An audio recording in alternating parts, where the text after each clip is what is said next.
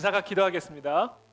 살아계신 하나님 감사합니다. 우리 새가족 교육, 전교인 새가족 교육 세미나를 이제 시작합니다. 주님께서 함께해 주시고 또 오늘 모든 순 모임 가운데 참된 사랑과 기쁨의 교제가 있는 그런 시간이 될 수 있도록 하나님 은혜를 베풀어 주시옵소서. 예수님의 이름으로 기도합니다. 네, 오늘은 두 번째 시간 기도와 말씀으로 세우는 교회입니다. 제가 몇 주 전에 몇 달 전인가요? 설교할 때 제가 잠깐 이야기한 것처럼 제가 이 목회 또는 목사로서의 소명을 처음으로 깨닫게 된 그 말씀이 바로 저 에스겔서 37장의 말씀입니다. 그게 지금 2006년도에 4월에 일기장을 확인해 보니까 2006년 4월이더라고요. 2006년 4월에 하나님이 저 말씀을 통해서 저에게 이 목사로서의 소명을 그때 저에게 깨우쳐 주셨어요. 그때 이제 러스쿨 졸업학기였는데 그때 이제 방향을 위해서 기도하는 가운데 하나님이 이 말씀을 통해 저에게 주신 목사의 소명, 목회자의 소명을 그때 깨달았습니다. 그리고 사실 그때 하나님이 나에게 어쩌면 교회를 개척을 하게 하실지도 모르겠다라는 그 생각이 어렴풋이 그게 실현되기를 원치는 전혀 않았지만 마음속 한켠에 하나님이 그러실 수도 있겠다라는 마음을 품게 했던 그 말씀이 바로 저 에스겔서 37장 10절의 말씀입니다. 우리 한번 다 같이 읽어볼까요? 시작. 이에 내가 그 명령대로 대언하였더니 생기가 그들에게 들어가매 그들이 곧 살아나서 일어나 서는데 극히 큰 군대더라. 에스겔이 하나님의 말씀을 마른 뼈를 향하여 대언했더니 그 마른 뼈 안에 성령의 생기가 들어가 생명력이 들어가 그것이 군대로 세워지는 그 비전이죠. 이게 제가 갖고 있는 우리 교회에 대한 비전입니다. 우리 교회에 대한 비전. 여러분들이 생각하실 때 그 안에 진리교회 그러면 서초동에 있는 수많은 교회 중에 한 교회로 생각할지 모르지만 저는 제 안에 있는 그림은 이것은 그냥 one of church가 아니라 the church가 될 거다. 네, 저는 그렇게 믿습니다. 이게 마른 뼈예요. 이게 마른 뼈입니다. 실제 마른 뼈들이죠. 상상을 해보세요. 이런 마른 뼈들을 대해서 하나님이 말씀을 하라고 그런 거예요. 그랬더니 군대가 됐다는 겁니다. 군대. 이게 가능한 일입니까? 이게 어떻게 이렇게 군대로 생길 수가 있어요? 마른 뼈가 군대가 되었다 이거예요. 근데 이 마른 뼈를 군대로 바꾼 게 뭐냐? 여러분 마른 뼈를 군대로 뭘 어떻게 해서 바꾸겠어요? 근데 이 마른 뼈를 군대로 바꾸는 게 뭐냐? 말씀과 기도다. 마른 뼈와 같은 사람을 군사로 바꿔주는 게 기도와 말씀이에요. 마른 뼈와 같은 사회를 하나님의 군대로 만들어주는 게 기도와 말씀입니다. 그러므로 우리의 교회는 뭐로 세우는 교회? 기도와 말씀으로 세우는 교회. 기도와 말씀. 이게 교회를 교회되게 만드는 겁니다. 이것을 마른 뼈를 하나님의 군사로 만드는 것이고 마른 뼈와 같은 교회를 하나님의 군대로 만들어주는 그 비결은 어떤 프로그램에 있는 게 아니라 거기에 모이는 어떤 사람이 아니라 오직 기도와 말씀에 달려있다. 그러니까 지금 에스겔이 사실 하나님하고 대화를 하잖아요. 하나님이 에스겔에게 말하잖아요. 대언하라. 저게 군대가 되겠냐? 살아나겠냐? 에스겔이 하나님이 아시나이다. 이게 뭐야? 다 기도예요. 지금 하나님하고 에스겔이 지금 대화를 하고 있잖아요. 이게 기도입니다. 이 기도 가운데 주신 말씀에 그 말씀을 대언하라. 그러니까 기도 가운데 주시는 하나님의 말씀을 대언할 때 그 기도와 말씀이 마른 뼈를 군대로 바꾸는 거예요. 여기에 우리는 모든 것을 거는 거예요. 그것만 되면 통일이 된다라는 거. 그것만 되면 우리나라는 하나님 앞에 쓰임받는 이방의 빛으로 쓰임받는다는 거죠. 그것만 되면 되는 거예요. 참 쉽죠? 정말 쉬운 거예요. 이것만 하면 되니까. 이걸 안 하려고 그러니까 어려운 거예요. 정말 쉬운 겁니다. 이것만 하면 되니까. 지금 이 세계가 마른 뼈죠. 지금 우리가 살아가고 있는 이 세계가 마른 뼈입니다. 우리 나라가 지금 마른 뼈고요. 또 저 북한 땅이 마른 뼈입니다. 오늘 특별히 구구절이라고 해서 우리 청년분들 몇 분들은 지금 금식하고 있는데 구구절이 뭔지 우리 이동순 자매님 잠깐만 설명해 주세요. 혹시 모르는 분들 계실 수 있으니까. 구절이 뭐예요?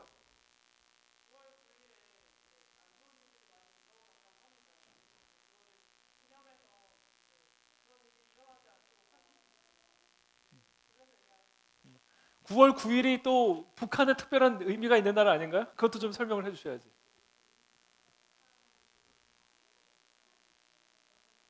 크게 얘기해 주세요. 우리 문지연 자매님이 그런 전문가.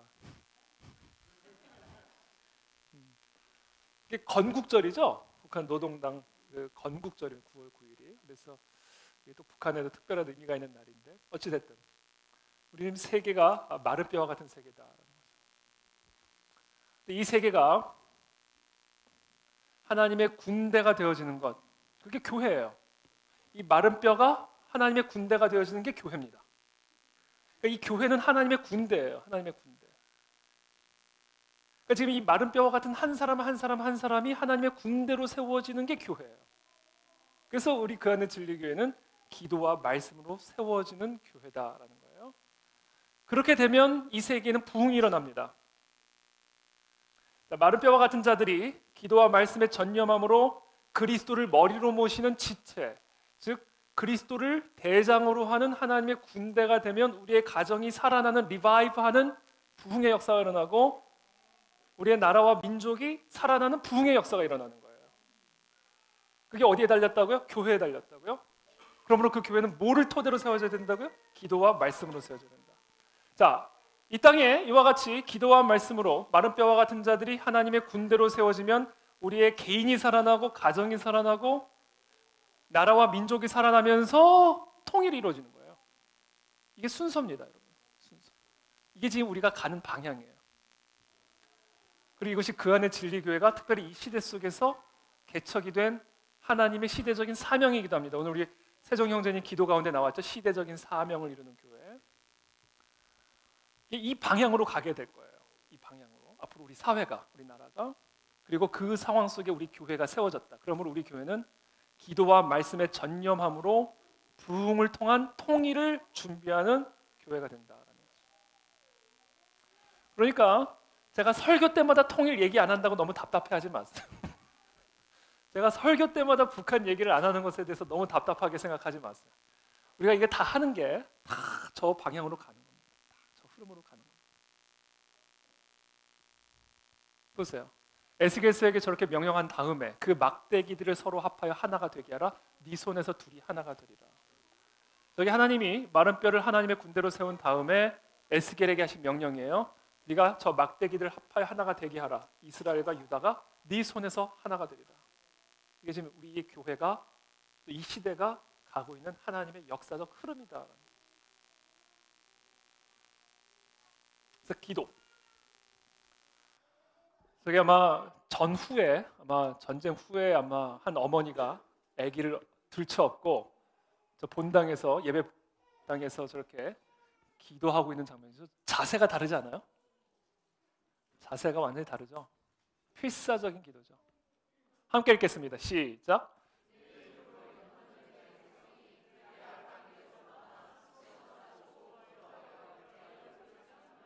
내가 하늘에서 듣고 그들의 죄를 사하고 그들의 땅을 고칠지라.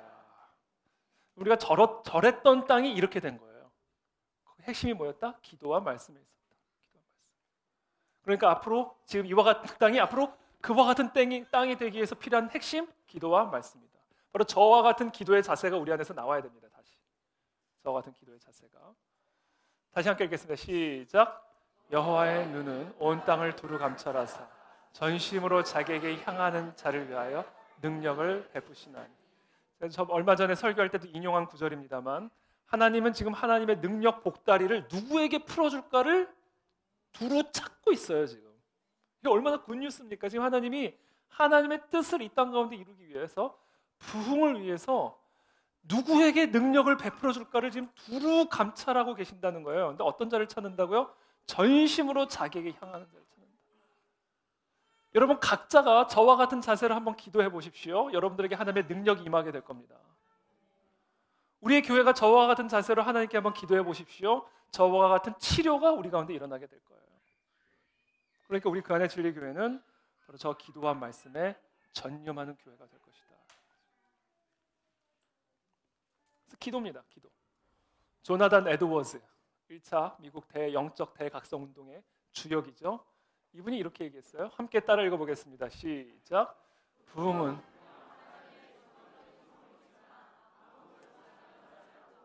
오직 간절히 사모하는 것에 임한다. 그래서 부흥의 현장 그 배후에는 언제나 부흥을 간절히 사모하며 기도하는 개인이나 무리들이 있었다. 부흥이라고 하는 것은 리바이벌, 살아나는 것이죠. 언제 살아나요? 하나님이 임하시면 살아나는 겁니다. 성령의 생기가 이 공간 안에 불어넣어지면 우리가 다 부흥되어지는 거예요. 자, 이 부흥은 하나님의 주권적인 선물이에요. 그래서 우리는 이것을 간절히 사모해야만 합니다. 간절히 사모하는 곳에만 임해요. 그래서 우리는 우리 그 안에 지르교의 모든 성도들이 정말 이 하나님의 성령의 생기가 이 마른 뼈 같은 이 장소 안에 불어넣어지기를 날마다 간절히 사모하는 마음이 있어야 됩니다. 우리 안에. 저는 그와 같은 간절한 사모함이 우리 모두에게 있게 되기를 축복합니다. 이 비전을 가지고 우리가 나갈 때 이 장소 안에, 더 나아가 이 나라 이민족 안에 성령의 생기가 불어넣어진다. 기도하는 개인이나 무리들이 부흥의 현장의 배후에는 언제나 있었다라는 거예요. 여러분, 수천 명, 수만 명이 필요한 게 아니에요. 개인이나 무리들입니다. 개인이나 무리들. 소수의 사람이라 할지라도 전심으로 하나님을 향한다면 그곳에 하나님의 능력이 임할 거예요. 저는 그와 같은 소수의 우리들이 다 되기를 예수님의 이름으로 축복합니다. 그래서 부흥의 현장, 부흥의 아주 중요한 첫 번째 특징은 기도, 강력한 기도. 두 번째, 부흥이 일어나는 그 아주 중요한 두 번째 마지막 요소, 강력한 설교입니다. 강력한 말씀. 하나님의 말씀이 회복이 될 때 부흥이 임합니다.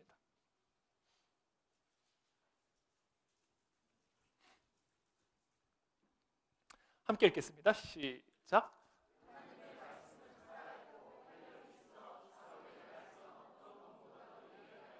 혼과 영과 및 관절과 골수를 찔러 쪼개기까지 하며 또 마음의 생각과 뜻을 판단하나니 지으신 것이 하나도 그 앞에 나타나지 않음이 없고 우리의 결산을 받으실 이의 눈앞에 만물이 벌거벗은 것 같이 드러나느니라. 자, 하나님의 말씀에 특징이 있습니다. 정말 살아있는 하나님의 말씀이 선포되어지잖아요. 정말 하나님의 말씀이 살아서 우리 가운데 일하시면 살아있음을 느껴요. 그 말씀이 살아있고 활력이 있어요. 이게 말씀이 활자체가 아니라 활력을 느끼는, 활자가 아니라 활력을 느낀다. 이게 하나님의 말씀이에요. 그래서 정말 하나님의 말씀이 온전히 우리 가운데 임하시게 되면 그 살아있는 활력 있는 말씀을 경험하게 되고, 그 말씀의 또 다른 특징은 예리해요. 예리해. 칼처럼.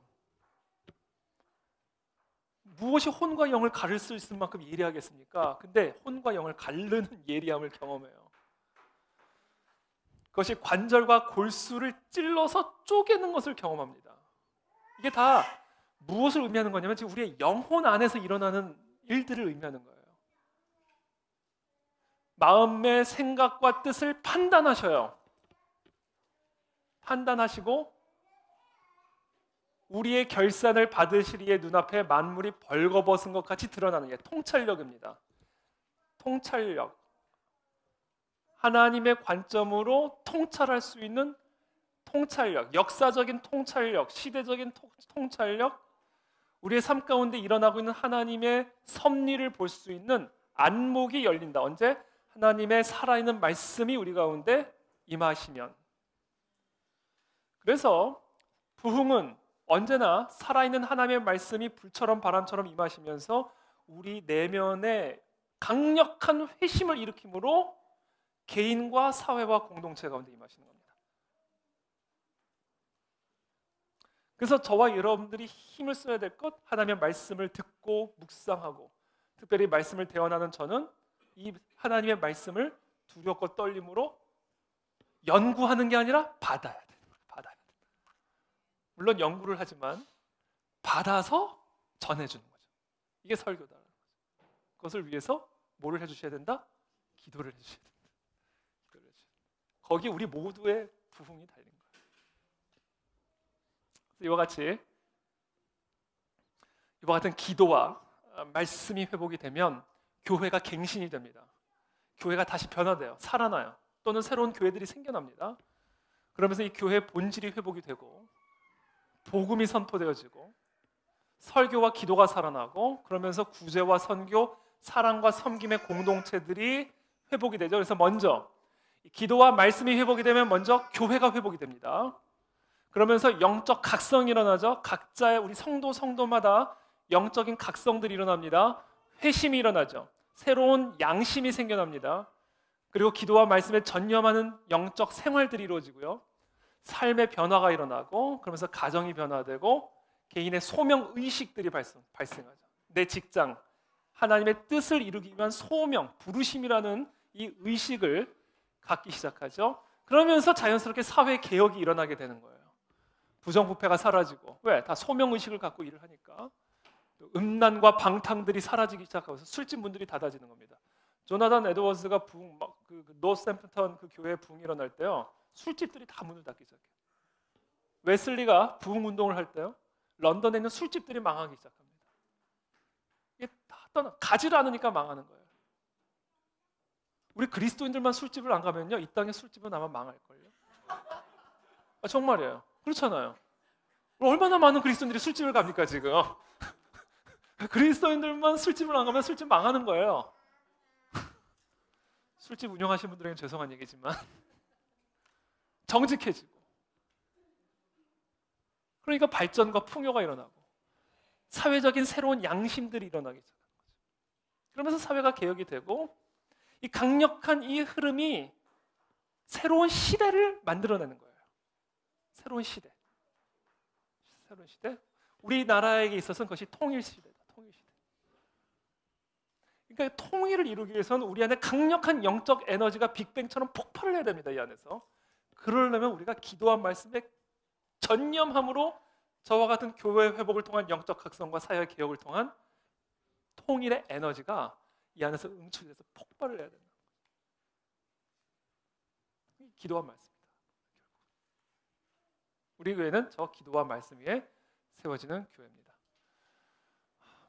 시간이 다 갔기 때문에, 약속한 시간이 다 갔기 때문에 할 말은 많고 보여드리고 싶은 것도 많지만 그래야 또 여러분들이 궁금해하니까 오늘은 여기까지 하도록 하겠습니다.